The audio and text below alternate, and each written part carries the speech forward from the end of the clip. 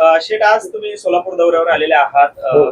खरं तर मंत्री झाल्यानंतर सोलापूर शहरामधला पहिला दौरा आहे.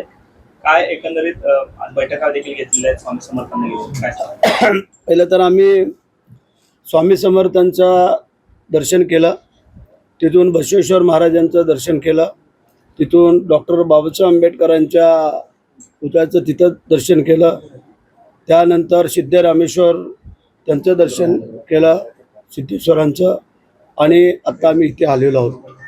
माझा आजचा दौरा असा आहे की माझ्या काही खात्याच्या मीटिंग ठेवलेल्या आहेत 2-3 ठिकाणी, आणि आमचे मंगेश चोटे त्यांच्या वडिलांचा 85वा वाढदिवस आहे आणि त्यांना शुभचिंतित करण्यासाठी म्हणजे आम्ही आलेलो आहोत. त्या अनुषंगाने आज बोललो सोलापूर, तिथून मोहोळ, करमाळा आणि नंतर मग सुरत, असा आमचा दौरा आहे.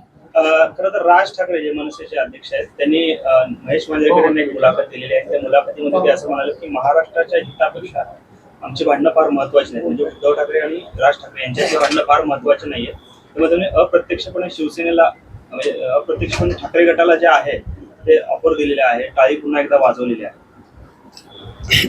राजकारणात आणि खेळामध्ये कधी काय घडल हे आज कोण आम्ही सांगू शकत नाही आहे.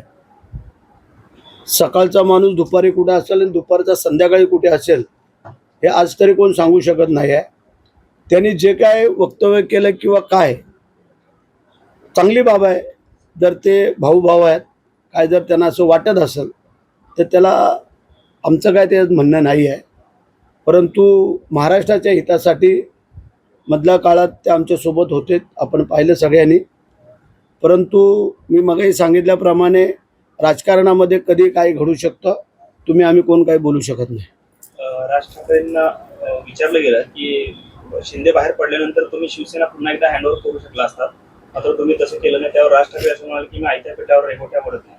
कुठेतरी अप्रत्यक्षपणे एकनाथ शिंदे हे आयत्या पेटावर रेघोट्या ओढतात असं त्यांना म्हणायचं आहे. काय वाटतं त्यांच्या? शिवसेना हँडल केली असती ती त्यांच्या 2 भावांचा प्रश्न आला. आम्ही जे होतो ते वेगळे होतो. शिंदे साहेबांनी स्वतः हिंमत दाखवली आणि त्या हिमतीची किंमत पण त्यांनी मोजली. नाही मोजली अशातलं म्हणता येणार नाही आहे, कारण एवढी हिंमत करून बाहेर पडून पुन्हा महाराष्ट्राला दाखवून दिलं आणि पुन्हा सत्ता आणून देण्यासाठी जो काही सिंहाचा वाटा उचलला होता हे तुम्ही सगळ्या जनतेने पाहिलं. धर्मासाठी जे आहे ते आम्ही एकत्र येऊ शकतो असं राज ठाकरे म्हणाले. महाराष्ट्र धर्मासाठी कोणाला? उद्धव ठाकरे आणि राज ठाकरे. चांगली बाब आहे ना. मग आम्ही पण सगळं महाराष्ट्र धर्मासाठीच चालले. महाराष्ट्रामध्ये राहणाऱ्या महाराष्ट्रातल्या सगळ्या धर्मांबरोबर आम्ही सगळे आता महायुतीचे लोक आहोत. त्यांना जर महायुतीच्या सोबत यायचं असलं तर ठीक आहे, नसेल जर त्यांना त्या 2 भावांना काय एकत्र करायचं असेल त्यांना करू द्या. परवा दिवशी एकनाथ शिंदे साहेबांनी जवळपास 2 तासभर चर्चा केली राज ठाकरेंशी, एकत्र जेवण देखील केल्याचं ऐकण्यात आलं. पण मग त्यावेळेस कुठे युतीवरती काही चर्चा झाली नाही किंवा ती चर्चा फिसकटली म्हणून राज ठाकरे असं काय मला नाही वाटत. परंतु आम्हाला शिंदे साहेबांना भेटून विचारल्याशिवाय आम्ही तसं अप्रत्यक्षपणे काय बोलणार नाही. त्याचं कारण नेमकं त्यांच्यामध्ये काय चर्चा झाली, कशाबद्दल चर्चा झाली आणि एकनाथ शिंदे साहेब काय कारणास्तव गेले होते हे आम्ही त्यांना विचारलं. शहा यांना इंग्रजी आणि मराठी येत नाही, त्यामुळे ते हिंदीची सक्ती करतायत. कसं पाहता याकडे? संजय राऊत काय बोलल्याशिवाय त्याचं दुकान चालू शकत नाही.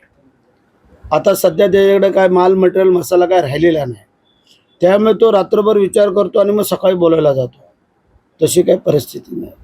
जे परदेशात जाऊन सगळ्या परदेशातल्या त्या देशाच्या प्रमुख लोकांशी ज्या वेळेला पंतप्रधान 1-1 तास चर्चा करतात, ते काय मराठीत करतात, हिंदीत करतात, ते इंग्लिशमध्ये नाही करत.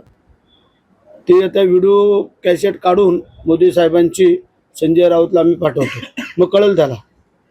आता तुम्ही जे म्हणाला ते राज ठाकरे उद्धव ठाकरेंच्या सगळ्या संदर्भात त्यांचं असं म्हणणं आहे की मराठी माणसासाठी आणि अस्मितेसाठी आम्ही एकत्रित येण्याचा विचार सुद्धा होत आहे. मग ही अस्मिता, ही मराठी माणसाची वाढ आतापर्यंत आठवण नव्हते का? नेमकं काय आतापर्यंत घडलेलं होतं आणि आत्ताच नेमकं असं कसं काय बोलत होतं जेव्हा एकनाथ शिंदे? मराठीचा मुद्दा तसा राज ठाकरेंचा पूर्वीपासून आहे, त्याबद्दल दुमत नाही. परंतु आम्ही पण जे महायुतीतले लोक आहोत त्यामध्ये भारतीय जनता पार्टी आणि आम्ही शिवसेना शिंदेसाहेब बाळासाहेबांची हे आम्ही हिंदुत्ववादी म्हणूनच एकत्र आलो आणि ते आम्ही काम करतोय. त्याच्यामुळे मराठीचा मुद्दा आम्हाला जर कोण भारतीय जनता पार्टी आणि जर शिवसेनेला शिकवायचा कोणी प्रयत्न करत असेल तर ते बरोबर नाही असं आम्हाला वाटतंय.